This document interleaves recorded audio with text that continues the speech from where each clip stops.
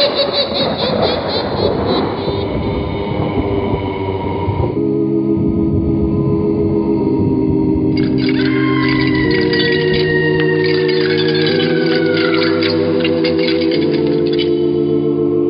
Mysterious Old Radio Listening Society podcast.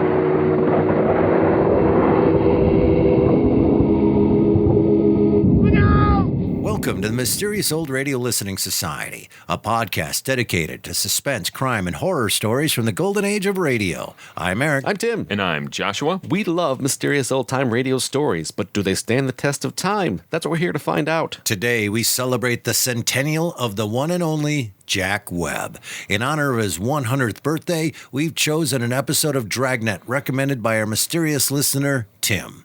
Tim writes, "Just doubled my monthly Patreon contribution thanks to your endlessly entertaining podcast. Love you guys. Now for your consideration, creeps. Dragnet number 316, The Big Ruling from September 6th, 1955. In 1948, actor Jack Webb appeared in He Walked by Night, a film noir police procedural directed by Alfred L. Worker. While on set, Webb struck up a friendship with the film's technical advisor, police detective Marty Wynn. Webb was fascinated by Wynn's tales of authentic police cases and believed the public would find these stories compelling too. By the late 40s, the airwaves were filled with tough cops and private dicks, but none of them presented policing in the realistic way Wynn described it to Webb. In 1949, Webb proposed the idea of a radio show based on actual police cases to NBC executives who were lukewarm to the idea. However, they were impressed by Webb's performance in the short-lived detective series Pat Novak for Hire and decided to take a chance on the young actor's enthusiastic pitch. Dragnet premiered June 8, 1949. Jack Webb played the laconic Los Angeles police sergeant Joe Friday. Webb narrated each episode with a clipped, matter-of-fact tone, emphasizing facts over dramatic flourishes. The program's distinctive four-note opening, the announcer's preamble stating, "The story you're about to hear is true. Only the names have been changed to protect the innocent." And Webb's understated performance style made Dragnet unlike anything else on radio. After a few rocky episodes, Dragnet found its rhythm and quickly became the benchmark by which all other police shows were judged. Over the course of the program, Friday had many police partners, including Ben Romero, played by Barton Yarborough, Bill Lockwood, played by Martin Milner, and Ken Peters, Ed Jacobs, played by Barney Phillips, and Friday's longest-serving partner, Frank Smith, played by Ben Alexander, Harry Bartell, Herb Ellis, and Vic Perrin. Now let's listen to The Big Ruling from Dragnet, first broadcast September 6th, 1955. It's late at night, and a chill has set in. You're alone, and the only light you see is coming from an antique radio. Listen to the sounds coming from the speaker. Listen to the music, and listen to the voices. Chesterfield brings you Dragnet.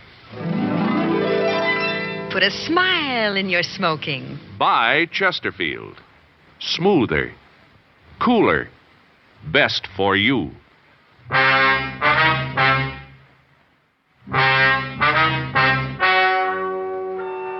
Ladies and gentlemen, the story you are about to hear is true. The names have been changed to protect the innocent.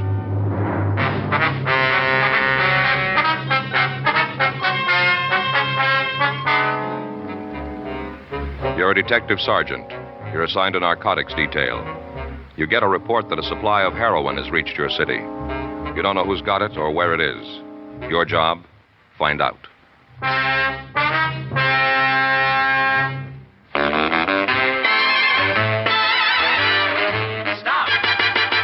Start smoking with a smile with Chesterfield. Smoother, cooler, milder Chesterfield. Put a smile in your smoking, just give 'em a try. Chesterfield's best for you. They satisfy. If you want tomorrow's better cigarette today, next time you buy cigarettes, stop. Remember, only Chesterfield is made the modern way with Accuray. You'll notice how fresh and good Chesterfield's made with Accuray taste, how smooth they are, and how they satisfy. So buy Chesterfield today. Best for you.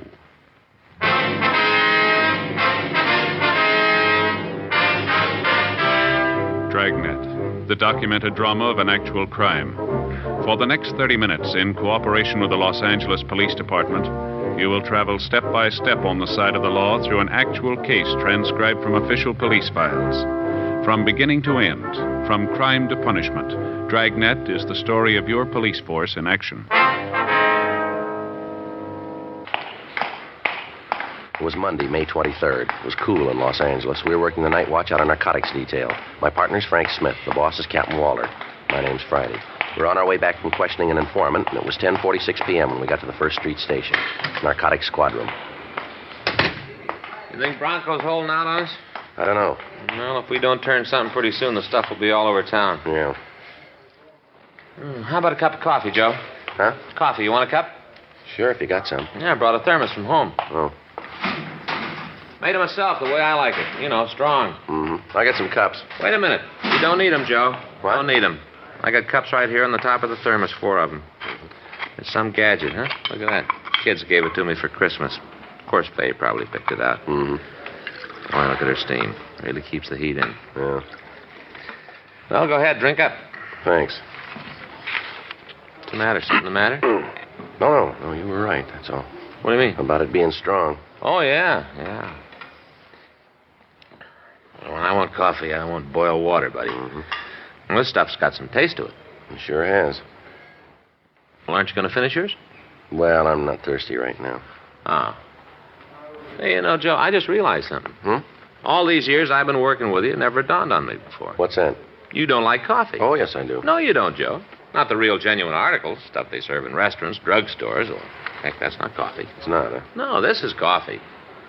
Yeah. A little bite to it, a little zing. Yeah. You don't like it? Well... All these years I've been working with a partner who doesn't appreciate good coffee. Well, I guess you learn something all the time. Mm-hmm. Don't finish it if you don't want. Narcotics Friday. Who? Oh, yeah. Yeah, Candy. Mm-hmm. That's right. Are you still at the same place? Sure, I know where it is. What's that room number? Okay. Goodbye.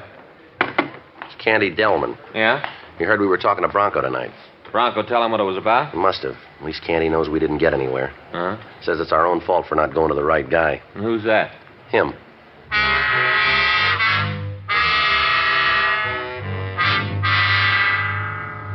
Candy Delman was an informant who had served 3 sentences for violation of the State Narcotics Act. Since his release from prison, he had given police officers several leads to burglary and robbery suspects. Most of his leads had panned out. As far as we knew, Delman was no longer a narcotics user or pusher himself, but in the past he had always refused to give any information on the dope racket. Over the phone, he said he was living at the Hattrick Hotel on South Spring Street, room 217. Frank and I left the office and drove out to talk to him. It was 11:22 p.m. when we got to the hotel, a dark, 2-story building badly in need of repair. We went inside and started up the stairs to the 2nd floor. Get back down here, both of you. Come on, start moving. What's the trouble, lady? Nothing the matter with your eyesight? No, I don't think so. Why don't you use it? Sign right here on the desk. Ring for the manager. No. Didn't hear no ring, did I? We didn't see any reason to bother you. It's my worry, ain't it? Sure. Bells are to be rung. And hearing it ain't what bothers me. It's guys like you sneaking in trying to get a free pad for the night. Take it easy, lady. We don't want to stay here any longer than we have to. Then what do you want? We just dropped by to see Candy. Who? Candy Delman. He lives here, doesn't he? He might. Well, A friend of yours? he's expecting us. How do yeah. I know? Well, why don't you ask him? Oh, sure. That's all I gotta do. Tramp up and down them stairs from morning till night. Call him to the phone. Give him messages. Done 'em for back rent. Well, I ain't making no extra trip on account of you. Well, you suit yourself. Just you wait a minute. I ain't said you could go upstairs. You claim to know Candy. What's his room number? 217. That's right, isn't it? Yeah, I guess so. Well, you be sure you let me know when you leave. And you better be out of here by midnight, or I'm collecting a buck from each of you. Friends or no friends, you're not bunking with Candy unless I get paid. In advance. Oh, she's mouthy, isn't she? You know something, Joe? Faye was after me just the other day about getting a new suit. Oh? I guess she was right. Yeah. Must be down this way. Yeah. Maybe you ought to go with me. Buy some clothes yourself. What for? Oh, we must need 'em. If a dame like that figures we'd mooch a room in this joint. Well, I wouldn't help with her. Here we are. Yeah, who is it? Joe. Just a minute. Come on in. Thank you. You know Frank Smith, don't you, Candy? Sure. Hi, Candy. Want a drink? No, thanks. Smith? No. Don't mind if I take a blast? That's up to you. As long as I'm drinking alone, there's no point in dirtying the glass.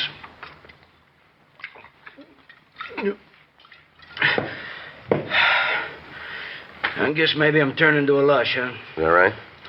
Been hitting the bottle pretty hard lately, since I went off the stuff. That so? Yeah. You guys knew I was off it, didn't you? I ain't even chip you no more. Well, you don't have to sell us, Candy. Well, I ain't selling nobody. I'm just telling you. Mm-hmm. Well, what do you want to see us about? Anybody know you're here? The lady downstairs. You mean the manager of this flea bag? Yeah, I guess that's what she is. Lady, you ask me, them flying saucers must be real. Well? How else would a dame like that get here? Hey, she know you cops. We didn't tell her. You telling anybody else that you're coming to see me? No. Come on, Candy. What's it all about, huh? Well, take it easy. Don't push me.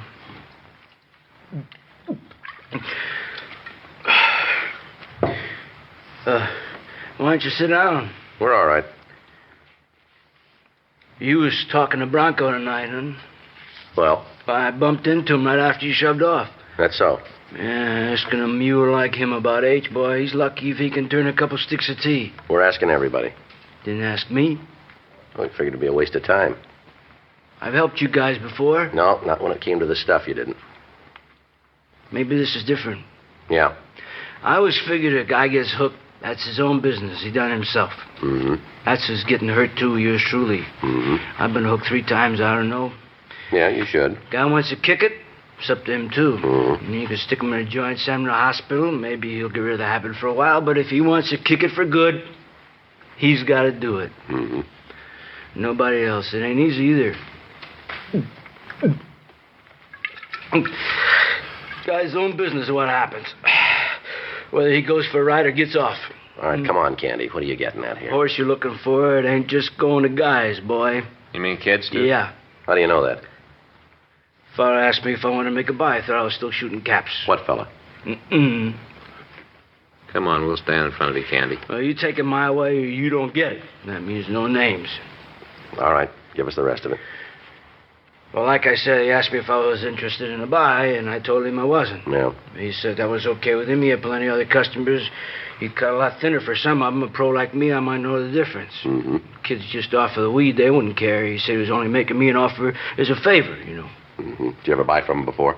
Well, look, Joe, just let me tell it, huh? Go ahead. Well, the way he talked kind of rubbed me the wrong way. Even when I was pushing, I never sold the kids. You know that. Mm. I ain't no saint. I never pushed no kids. It just didn't seem right. Yeah. So when I bumped into Bronco tonight and he told me that you guys were looking for H, well, I figured maybe I owed you a hand. Go ahead. Make you feel kind of funny? What? I never finked on a guy in a trade before. You know that. Mm-hmm. Well, you're out of it now, aren't you? Yeah, for now. You never know, Joe. 3 times, you know, I've been down. You never know when it's going to happen again. I ain't making no promises, even to myself. Mm-hmm. That's why I ain't never copped out on anything like this before. Sort of like turning myself in. It's good H, too. It's Eastern. Yeah. It's been cut, but it's not too thin. The way you talk, it must have, 6, 8 ounces left. The rest of it's been sold. Yeah. He can cut a lot thinner if he wants to. It's dealing with kids. It don't matter, you know. Yeah. Where do we find him, Candy?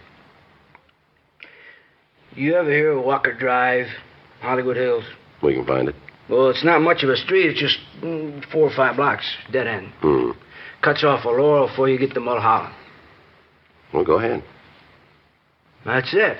Well, which house? I didn't say nothing about no house. Maybe he lives there, or maybe he's just going up to make a sale. I don't know. You think he's there now? I didn't ask him for no time schedule. Now, go on, beat it, will you? I want to get drunk.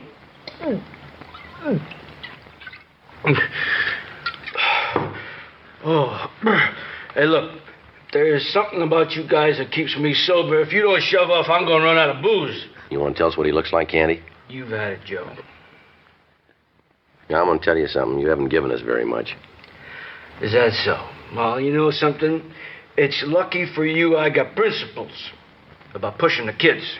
Yeah. You'd have got nothing.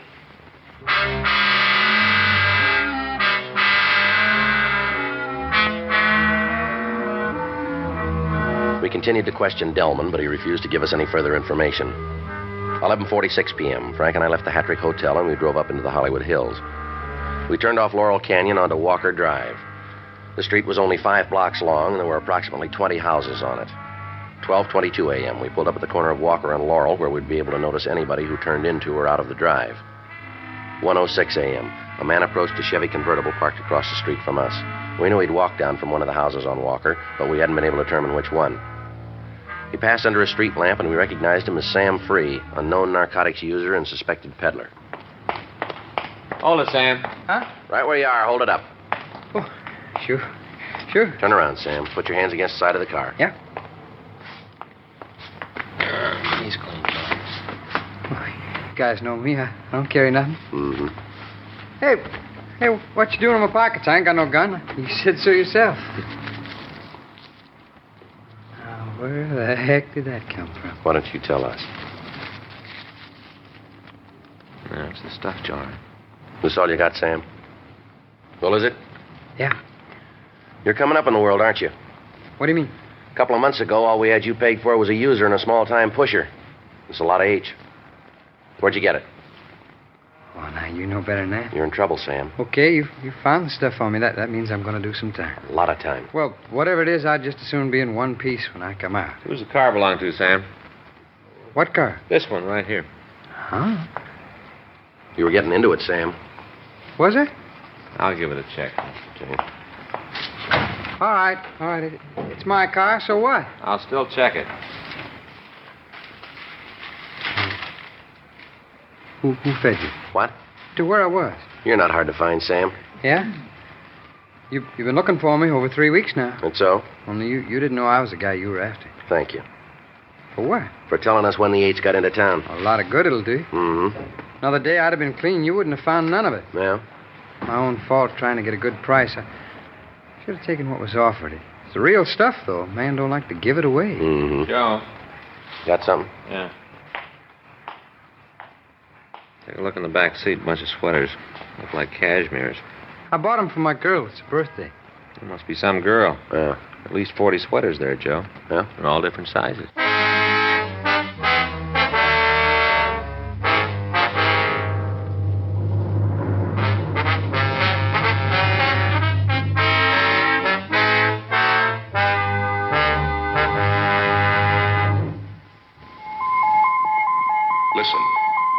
Listen to an electronic miracle. This electronic miracle, Accuray, means that everything from auto tires to apple pie, battleship steel to baby food, butter to cigarettes can be made better and safer for you. Now meet Mr. Bert Choate, brilliant young president of Industrial Nucleonics. Oh, Bert, exactly what is Accuray? Well, George, it is a device by which a stream of electrons passes through and analyzes the product while it is actually being made. They transmit what they see to this electronic brain, which adjusts the production machinery for errors down to millionths of an inch. Well, can you give us an example of what it does? Sure, take this piece of steel. How thick would you say it is? Oh, about as thick as the cellophane from a pack of Chesterfields. Accuray has made it possible to roll that steel accurately 1/10,000th of an inch thick. It takes 10 of these to equal the thickness of a sheet of cellophane. That's amazing. Now let's get back to the pie and the baby food. Will Accuray bake a pie and tend the baby? Well, not quite yet, George. But because this electronic control can improve shortening texture, for instance, your wife can bake a more delicious pie. And because Accuray can make baby food more uniform, that food will be more digestible for your baby. One more question, one that so many people ask me. How does Accuray make Chesterfield a better cigarette than was ever possible before? Every cigarette made with Accuray control contains a more precise measure of perfectly packed tobaccos. So Chesterfield smokes smoother, without hot spots or a hard draw. And that's why Chesterfield tastes so much better. And I guess that's why you smoke them yourself, Bert. You see, I know what Accuray can do. Well, there's your answer. If you want tomorrow's better cigarette today, next time stop. Remember, only Chesterfield is made the modern way with Accuray. Best for you.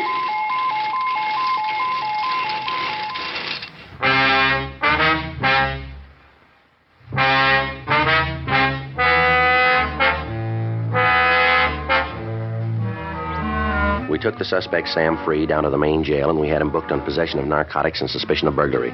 An examination of the labels in the sweaters indicated that they were all from the same Whiteside Ladies Sports Shop in North Hollywood. 1:58 a.m. We contacted the owner of the store, Mr. T.P. Whiteside. Yes, sir, that's right. If you would, we'd appreciate it. About 30 minutes?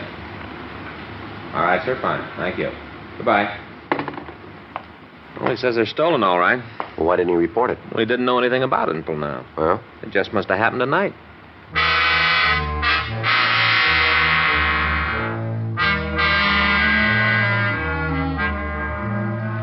2:22 a.m. Frank and I met Mr. Whiteside at his sportswear shop on Lankershim Boulevard.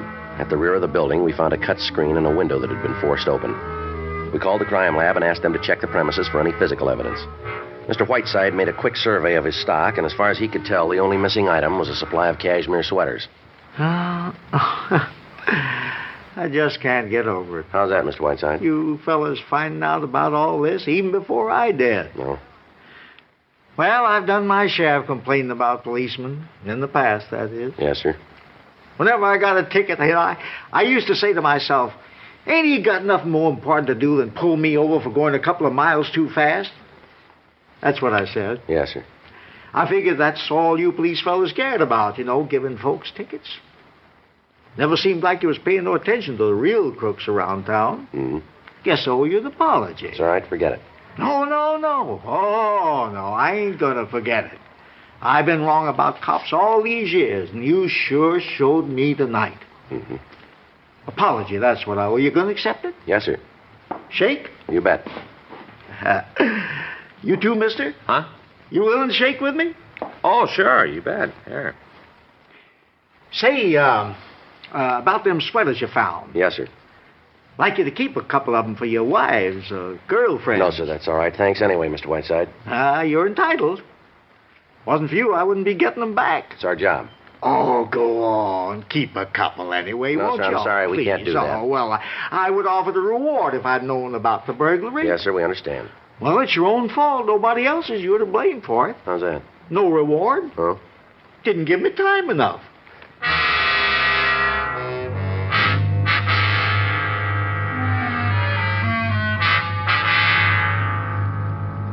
4:05 a.m. The crew from the crime lab reported that there was no physical evidence at the store. Frank and I went off duty. The next afternoon, May 24th, at 4:16 p.m., we checked our weapons at the booking counter of the city jail, and we asked to interview the prisoner, Sam Free. The booking sergeant told us he was in cell 104. Yeah? Free in 104. Okay. Free in 104 for interview. Free for interview.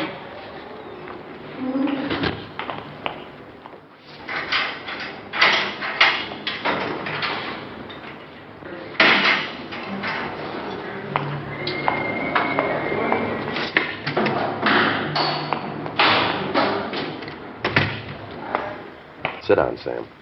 Sure. You ready to do some talking? About what? The stuff. Where'd you get it? Now, look, we had it checked by the lab, Sam. Yeah? It isn't Mexican. It's from back east someplace. No kidding. Okay, I got it from back east. I sure don't want to louse up your scientific cats by saying different. Is that the way you want it on your report? Huh? Uncooperative? Ain't gonna make no difference what you guys put down. It might, Sam. Oh, look, you want a deal, I'll talk. Otherwise, forget it. We don't make deals, you know that. Huh? It's up to you. Now, look, this isn't your first fall, Sam. It's going to go hard with you. Maybe. No maybes. Oh, you never know. I'm chinning with some of the boys back there. They tell me things have changed around here. Yeah. Case against me might not stand up. You wouldn't want to bet on that, would you, Sam? Just telling you what I heard. Don't you count on it. Yeah? Things haven't changed that much.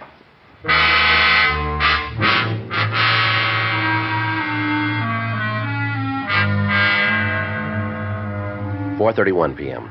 Frank and I went over to the Hall of Justice to file a complaint against Free. We talked to Deputy District Attorney Don Avery in the complaint department and gave him a complete statement of facts concerning Free's arrest. Is that it? Yeah, that's it. Everything that happened? Yeah. Why? What's the matter, Don? Something wrong with this case? I don't know yet. Well, Free himself said it might not stand up. We figured he was just talking. Yeah. We got the H, the stolen sweaters. What more do you need? Let me ask you a couple of questions. Sure. Now give me the same answers you'd give in court if you were under oath. All right. Free was beside this car when you stopped him, is that right? That's right. Did you place him under arrest before you searched him? Well, did you? Well, not in so many words. What do you mean? Well, we knew he was a hype. He knew we were cops. He could have figured that out. But you didn't say you're under arrest in those words. No, I don't think I did. Smith? Well, Don, we didn't have anything to arrest him for, not until after we found the H. Mm-hmm. Did you have any reason to suspect he was carrying dope? Well, like I said, he's a user. Yeah. That he was in the neighborhood. We knew somebody around there was carrying. Well, then you weren't looking for Free in particular. Well, no.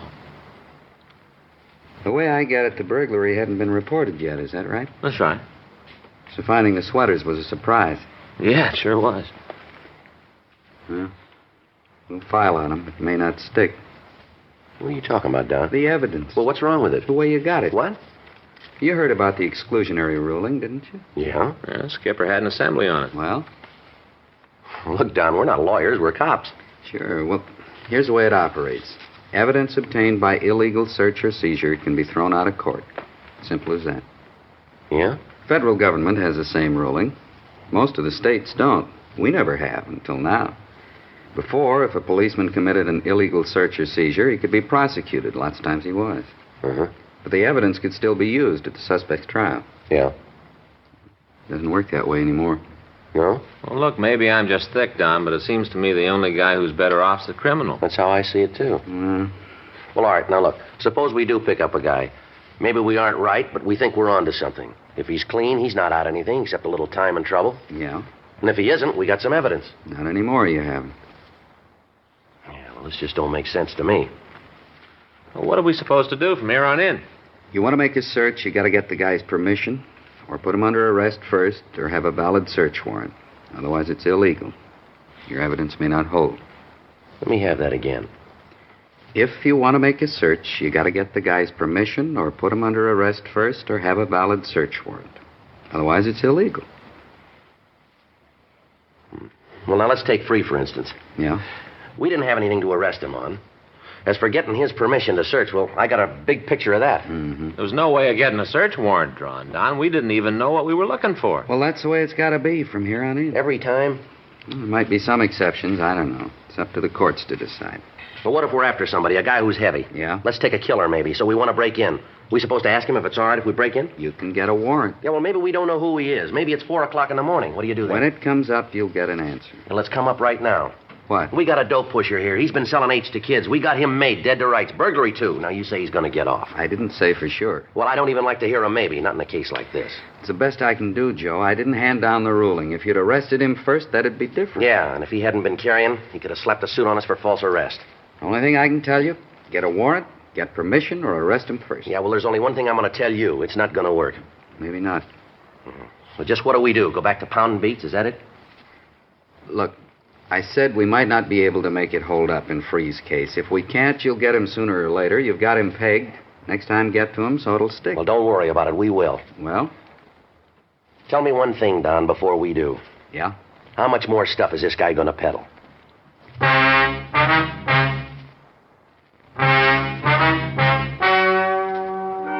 The story you've just heard is true. The names were changed to protect the innocent. On May 30th, a preliminary hearing was held in Division 4 Municipal Court in and for the County of Los Angeles. In a moment, the results of that hearing. Now, here is our star, Jack Webb. Thank you, George Fenneman. Chesterfield, made the modern way with Accuray. I wonder if you realize what that means to you. For the first time, you get a perfect smoke column in your cigarette. A smoother smoke. A cooler smoke than you've ever had before. To put a smile on your smoking, try 'em. Chesterfield.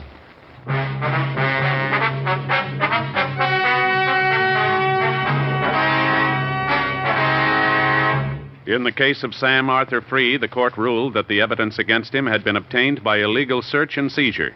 The charges against the suspect were dismissed.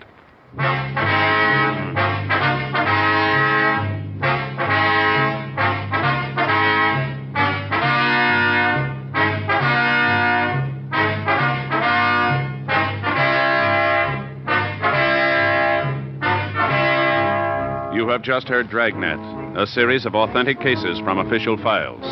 Technical advice comes from the Office of Chief of Police W.H. Parker, Los Angeles Police Department.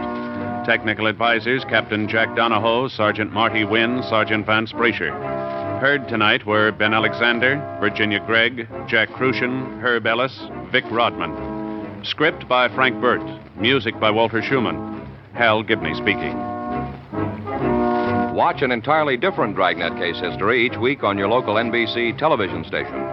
Please check your newspapers for the day and time. Chesterfield has brought you Dragnet, transcribed from Los Angeles. This is it, L&M Filters. It stands out from all the rest. Miracle tip, much more flavor. L&M's got everything. It's the best. No other cigarette gives you L&M's assurance. Assurance that it is best. L&M's got everything. Superior taste, superior tobacco, superior filter. Buy L&M today. Most of you are Gunsmoke radio fans, and many of you have written to the makers of Chesterfield and L&M filters, asking them to put Gunsmoke on television, too. Here's the good news. Gunsmoke is going on TV starting Saturday night, September 10th. If you enjoy Gunsmoke on radio, we're sure you'll go for Gunsmoke on TV. Now, television will have an authentic adult Western, the Gunsmoke you know on radio. Remember, Saturday night, September 10th, Gunsmoke on TV. Check your local listings for time and station.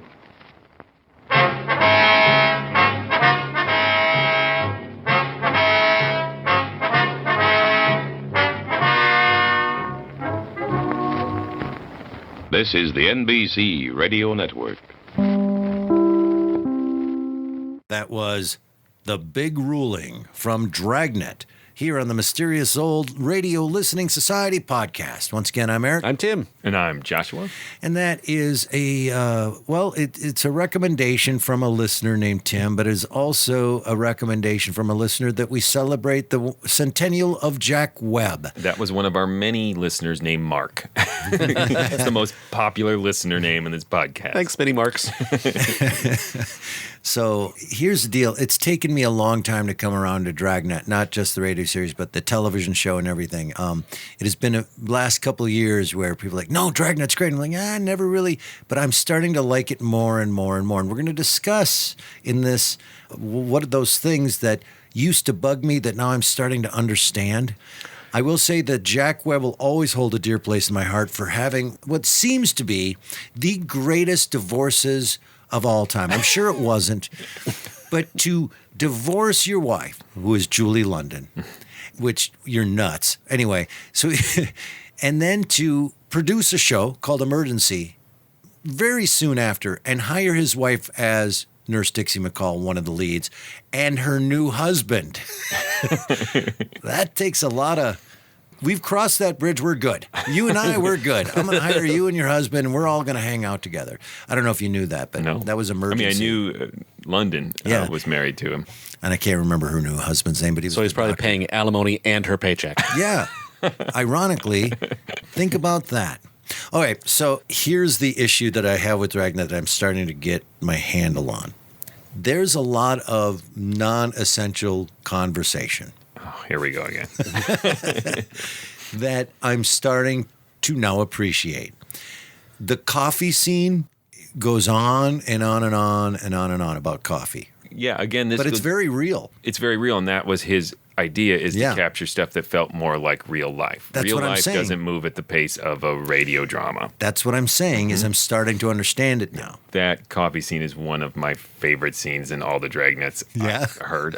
From this period, almost all of them start with some sort of day-in-the-life conversation between Joe Friday and Frank Smith. And this is one of my favorite, mainly because I can imagine Eric and I having this conversation about coffee. Well, that's the other thing I thought about, is that my wife and I have had these conversations about coffee, because Folgers is just fine. If I go to the church basement... Can you hear Joshua's face contorting in pain? Coffee is coffee. Is it hot, and does it wake me up? Great. Good job, coffee. I am not normally a coffee drinker, nor am I a heroin user. But after listening to this episode, I want heroin, I want coffee, I want booze, and I want Chesterton cigarettes. It's so true. So I think the coffee thing that's not necessarily a throwaway. That's on theme. You're right. I didn't piece all those addictive substances together into the tapestry of addiction that you have just shown to us. Yeah, it's very interesting. Not only do they have ads for Chesterton cigarettes, it's basically an ad for Thermos. Yeah. 4 cups. What an amazing device that is. Some gadget there, that Thermos, right? He was amazed by his Thermos. Yeah. I'm amazed by his Thermos. I love when he says, heck, that's not coffee. Yeah, they're This is so coffee. mad at him. A little bite, a little zing. Right. And I'm just not thirsty. You don't drink coffee because you're thirsty. That's not a thirst quencher. Oh, I loved it because it seemed like a lame excuse. It's the first thing that Friday could think of. I'm not thirsty. There was almost a question mark on the end. Is that why I'm not going to drink your coffee? And then, speaking of naturalism, there's this great conversational dribble to end that whole scene when the phone rings and you hear the chair scoot back and Friday get up and the phone's still ringing, and just kind of half under his breath you hear Frank Smith go, "Don't finish it if you don't want to." It makes me so happy. All that Foley, the initial footsteps, every little textural sound they get out of that police office is glorious. They also get that same texture when they go into the flop house, the tenement house, wherever Candy Delman lives. Yeah.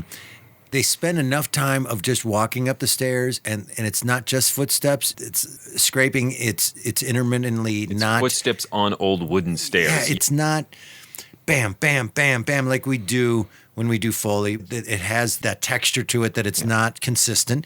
And then the door opens. You can see the door opening just above them to the left. It's so well done. Yeah, it has such clarity, and you would think with that much clarity it would feel false. It wouldn't feel like the textured sound of real life, yet it does. It's just super precise. Moving into that scene, and we're talking about naturalism or realism or whatever. Oh, the landlady. Well, the landlady's great, but even better, I'm going to say this. Okay, there are 3 people in here that have made a lot of money playing drunk. The 3 of us have all done it very well. Jim's laughing at playing. A lot of money. Go on. Been paid, I should say. Yes. I find playing drunk to be an art form in itself, and I've seen people in many shows in many places, and I'm like, that's really good, or that's terrible, you don't understand it, and I work hard at it when I have to play it, and this guy, that is, and I'm saying it, the best actor drunk I have ever heard in my life. It is subtle, it's real, it's bleak as hell. It's bleak, but I'm telling you, I think this guy's drunk. The idea behind drunk is a drunk tries desperately to not show that they're drunk. Right. That's the key. And if you're just no one does that. You try to hold it together. Well, I have reached a point where I am like that, but that's a lot of drunk. This guy, you can hear it barely in his voice that he is intoxicated. But he's fighting so hard to just stay coherent. I'm just amazed by Candy Delman and whoever that actor is. There's also great Foley here, again, with the sloshing of that bottle. Yep. Because you know exactly what size that bottle is. You know how much booze is in it by the sound, how much he's already consumed, and the time they take to just stand there quietly as he guzzles and wait for him to pick up his meandering conversation. It's just perfect. It's also interesting, the time between sentences, I guess is the best way to put it. Yeah, they really give him the time to show the struggle of how much he doesn't want to do this. And not only in that scene, but like overall in Dragnet, they'll have that pause I just did. They'll do that and not worry about it. And consequently, you get to see their face. You know what I mean? In your head, like you see the face that they're making, and that pause is them looking at you in a certain way. You infer the impact that whatever was just said as they process it before they respond. And that's daring. Yeah. In radio, man. Silence is a thing that you could be very terrified of in radio drama, especially. That's why this was so groundbreaking. It's like a microphone is being carried around with people and just recording it. And it's a hard thing to get over, though, Joshua. Like when you're used to old-time radio and storytelling, that the pace of this is slow. But I love that. So I'm predisposed to like that anyway, and I'm willing to admit I'm weird. But I like the time taken with all these scenes. Yeah. And the dialogue is always really good. Mm-hmm. The best line in the show goes to Delman when he says, "There's something about you guys that keep me sober. If you don't just shove off, I'm going to run out of booze." Isn't that a great line? Let's bring up the concept.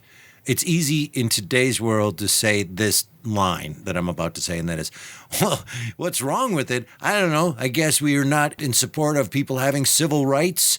The entire process they have to go through to search people and everything. Yeah, that's a whole nother can of worms to talk about with this episode. But then you realize this is a recent development in our legal system, that they weren't allowed to do that, and they were confused by that. Well, I was apparently interested by the nuance of it of, yes, if you illegally search someone, you can be prosecuted for that. That you're totally making yourself vulnerable, but the evidence you find is still admissible. So that apparently the police tactic then was like, yep, go ahead and prosecute me for a legal search, but that's what I have to do to get this done.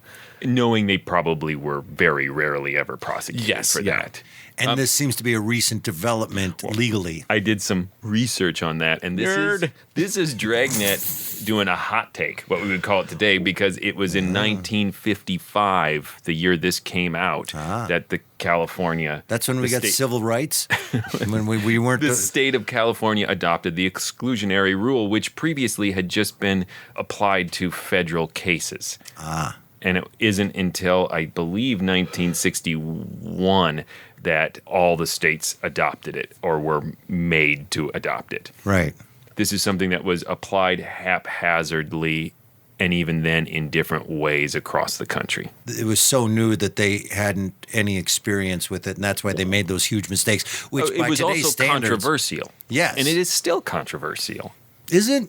Oh, stop and frisk. But is it debatable? Illegal search and seizure. Right. I'm saying that's a good thing that there are laws in place that they have to follow. Some people really don't think so. So it's not as cut and dry as you think. I mean, I think so. I think it's you can't great. Just walk into my house. I love constitutional rights. So I'm not arguing against it, but it is culturally. I guess I'm always somewhat shocked. There are people that think that and that's why it took so long to get adopted. So there are people that think the police should have the ability to just do what they want as long as they're getting the bad guy. Friday makes the argument.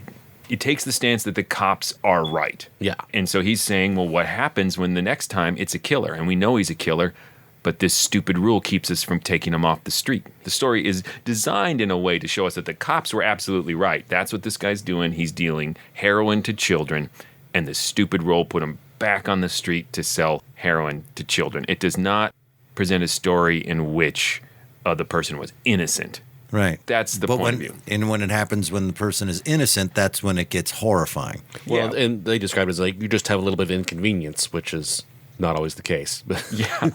So if you're innocent, it's just an inconvenience for us to do. No, it's not. I love that this idea is so incredible to Joe Friday. He actually says, let me have that again. And they repeat it one more time. But there's also a reference that they've just had a symposium, some kind of seminar, some kind of training on this. So they've already learned this. And they have the great line we're cops, not lawyers. Cops don't have to understand the law to enforce it. Yeah. The implication of that's a real law. You mean we actually have to follow the law? And it's nice that they can't agree on coffee, but they're in lockstep when it comes from depriving citizens of their constitutional rights. It's interesting for me, because I've watched every Law & Order 5 million times, that when he said, is this your car? I saw you going in it. Well, let me just go in and look. That my first reaction was, oh, you can't do that. Yeah. I immediately went, and then to find out, oh, this is a plot point of this, I was like, good, because you can't do that. Yeah, that's inadmissible. Right. You need a subpoena. And that's what I was thinking while it was happening. And that's what they're learning. They're shocked. Did you arrest him? Well, no. We didn't have anything to arrest him for until we searched him illegally. He's like, duh. How am I supposed to arrest him if I don't find something to arrest him for? And in order to do that, I have to do that illegally. But it's that weird mix of, in theory, he could have looked through the window and seen, hey, there's 40 sweaters in the back there. Which is another Law and Order trick where they do that all the time. Like, hey, I think I hear someone in here screaming for help. How about you, Ray? And that gives them an excuse to run in and grab the bad guy. Yeah, it's a question of how much right do you have to just assume these are stolen. Right. That there is no world in which you would have 40 sweaters in your back seat unless you stole them.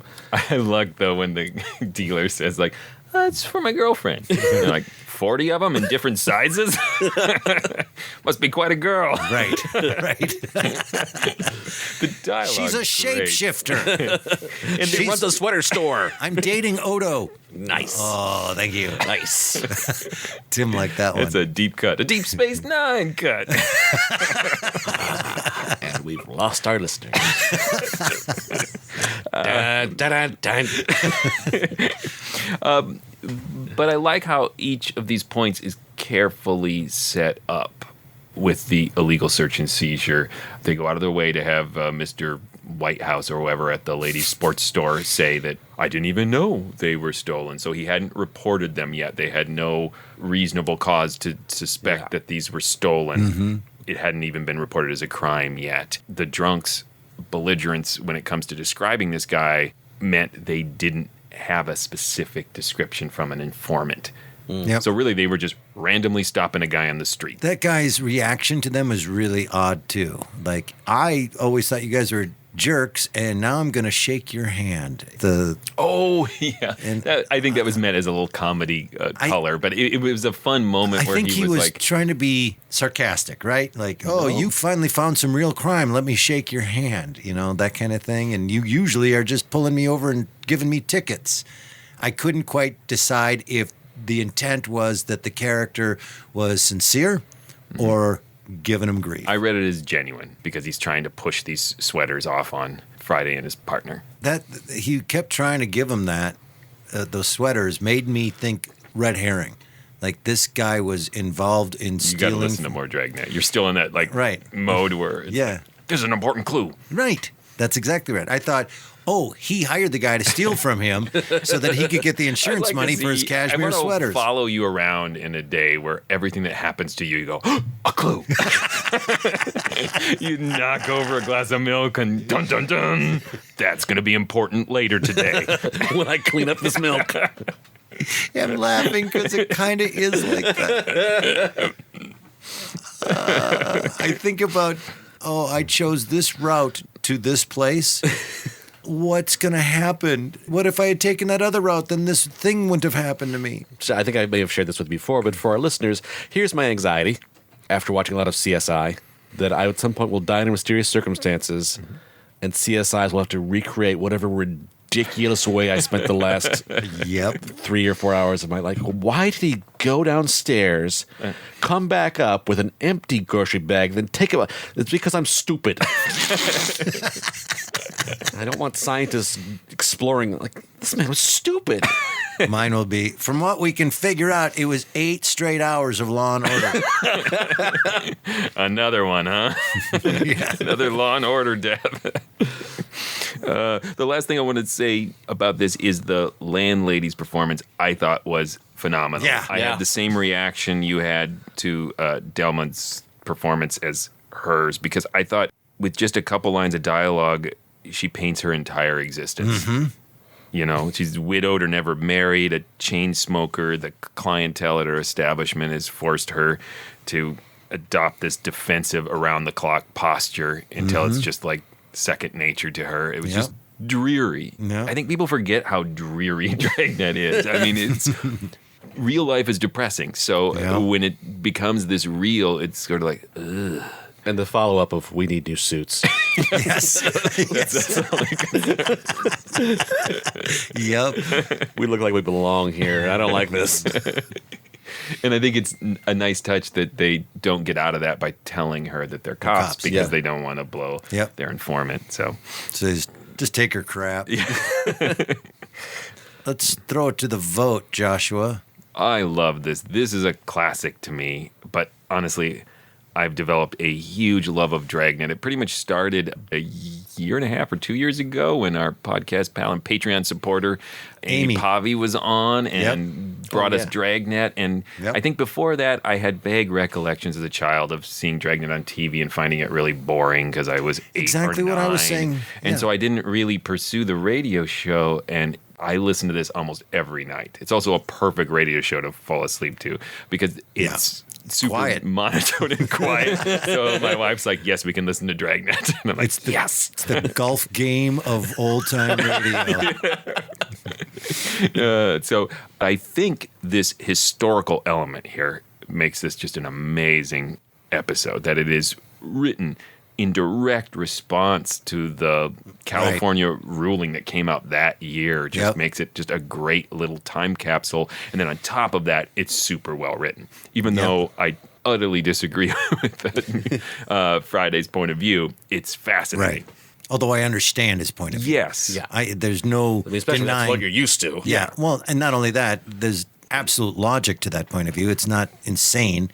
But it's that thing is, right. You wouldn't be under suspicion unless you did something wrong. Right. Yeah. I mean, it's the lawyer view versus the cop view. Cops don't tend to agree with what is the old saying, it's better 10 guilty men escape than one innocent man suffer. Correct. Yeah, correct. But that's where I a come harder from. pill to swallow if you're a cop who's trying to nail people every day or trying to get away with crap, depending on your point of view. Right. But my turn. I think it is historically significant. Stands the test of time. I'm not going to say classic, and here's why. Because I think Dragnet is for specific people who like this specific thing. I am with Joshua that I have grown to like it. Dragnet is the blue cheese of my life. I finally have Keep going with this. acquired a taste for the blue cheese. I thought you were like, I put it on salad. Like, what? You eat blue cheese when you're 9. You won't try that again until you're 25. You're like, no, I'm not going through that nightmare. Yeah, I loved blue cheese when I was 9. Did you? Yeah. Oh, yeah. Well, most kids hate it. Then you try at 25 and like, oh, yeah, I get this now. This stink bomb is good. So my point being, I would understand someone saying Dragnet just isn't my deal, right? There are shows I would look at you and say, well, you're wrong. But I understand that. I am getting to like Dragnet. I don't know if I would recommend it to everybody. I would say try it and see if it's your style. But, it is got a pace to it that is different that we're not used to. So that's where I stand. We didn't talk nearly enough about the Chesterton ads. Oh, wait. I got information on that. I did my research on Accuray. Did you? I did a little research on it, but so it's pretty much the commercial. Well, no. So they say in the commercial that they indicate in a non sequitur that because of this Accuray, which we'll talk about in a second, that they're actually better for you, these cigarettes, right? Mm-hmm. They're actually healthy. All the Accuray does is measure the length of the cigarette to make sure that it's the right length, and then the amount of tobacco that's in it to make sure that it's the right amount of tobacco. That's all it does. It's I don't remember quality, saying it's better for you. It's a better quality cigarette, as in it's packed consistently. They make the insinuation. You can get a longer smoke, but yes, it does seem like it'd be healthier for you. They make the insinuation that it's worse. healthier.